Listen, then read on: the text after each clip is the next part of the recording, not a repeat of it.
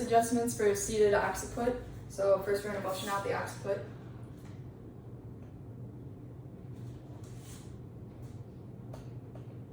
For this situation, we're just going to say that her occiput is right rotated with a left rotation restriction.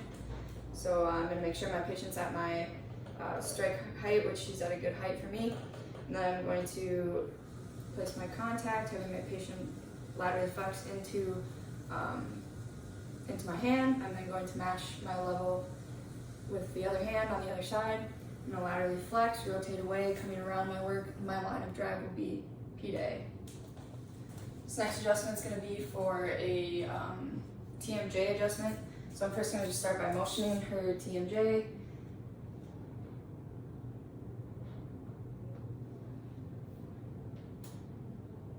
So we are going to say that the right TMJ is restricted in long axis distraction.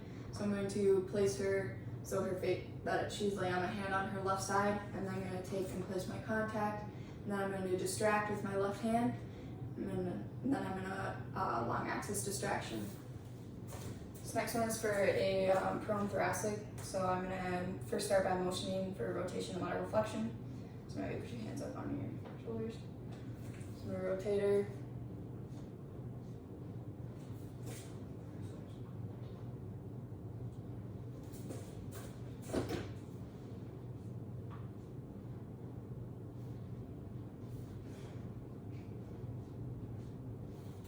Okay, and then I would have my patient lay prone or face down.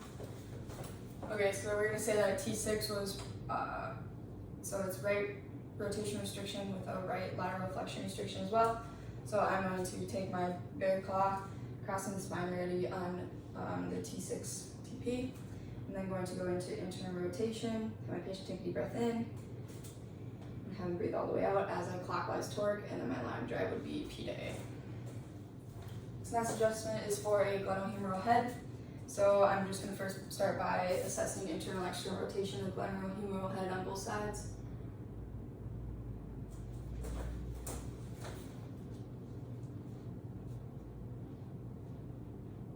Okay, we are going to say that her right glenohumeral head had an internal rotation restriction. So I'm going to place my forearm on her forearm, and I'm going to go skin on skin, taking her into right rotation. And then I'm going to go further into right rotation, and then I'm going to 3 times impulse into internal rotation to get full range of motion. And then I'm going to have my patient seated. This is for a radial head adjustment. So I'm first just going to start by assessing her radial head.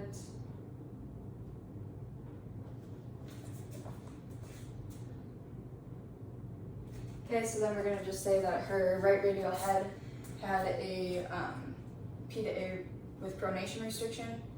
So I'm then going to take her arm into pronation, bringing it behind her, placing my contact on the radial head, and then I'm just going to keep her in pronation, and then my line of drag will be P to A with pronation.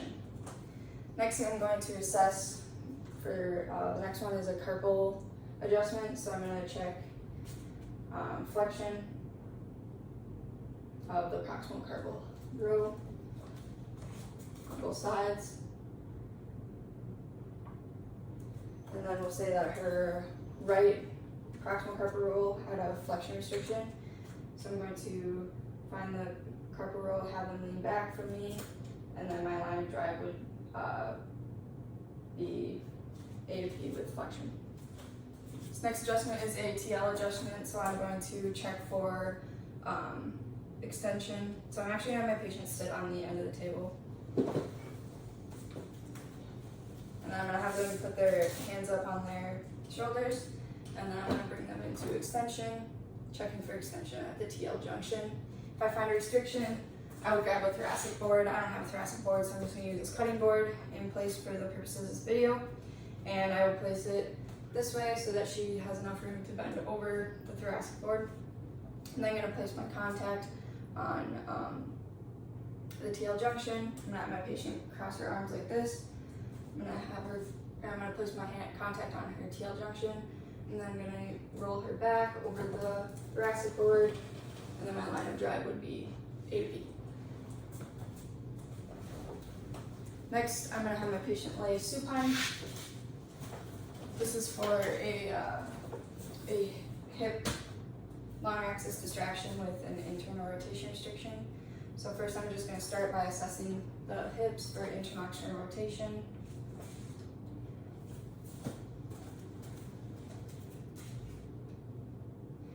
Okay, so we're just going to say that her right one had a internal rotation restriction. So I'm going to come down here and I'm going to place her hip into internal rotation, getting into a tug of war stance. I'm going to then just begin to slowly pull out, and then my line of drag would be long axis distraction and internal rotation. Now I have my patient lay prone. And this is going to be a fibular head adjustment. So I'm first just going to begin by finding the fibular head and assessing for motion. If her right fibular head had a P to A restriction, I would place my contact on the right fibular head. I'm going to bend my patient's knee up, and then I'm going to reinforce my contact, give him an athletic stance, and then my line of drag would be P to A on the fibular head. And then I'm going to have my patient flip over supine. This is for first M2P. So I'll just start by checking the motion of the first metatarsal.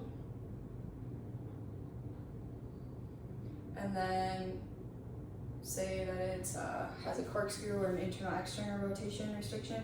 So I'm going to take this kind of a contact, and I'm going to grab the toe, and then I'm going to distract, and I'm going to check the motion in the corkscrew fashion, and then I would just adjust in any direction that was restricted.